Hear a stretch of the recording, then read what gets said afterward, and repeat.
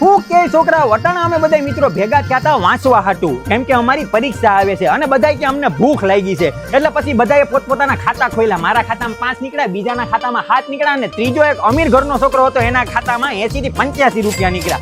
પછી મેં કીધું કે ભાઈ આ બધા ફોન થતું વેળા બંધ કરો, એટલે હું મારે ઘેરથી મમરાની થેલી લઈ આવ્યો, બીજો એને ઘેરથી મરચાં ટમેટા લેતા આવ્યો અને ત્રીજો એને ઘેરથી ડુંગળી લેતા આવ્યો. અને બધા પ્રોગ્રામ કેદી થાનું કરતા હતા, એટલે પછી અમે બધાએ પ્રોગ્રામ નું ગોઠવી નાખ્યું.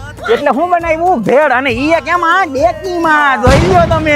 એટલે જિંદગીના ઝાઝા પડાવો હોય છે, એમાં એક યુવાનીનો પડાવ આવે છે અને એ યુવાનીના પડાવમાં મિત્રો ભાઈબંધો સાથે મોજ મસ્તી અને નિજાનંદ કરી લેવો જોઈએ. આપણે યાદી સ્વરૂપે બનાવી અને આપણા છોકરાઓને સંભળાવવાનું કે જો અમે આવી મોજ મસ્તી કરતા.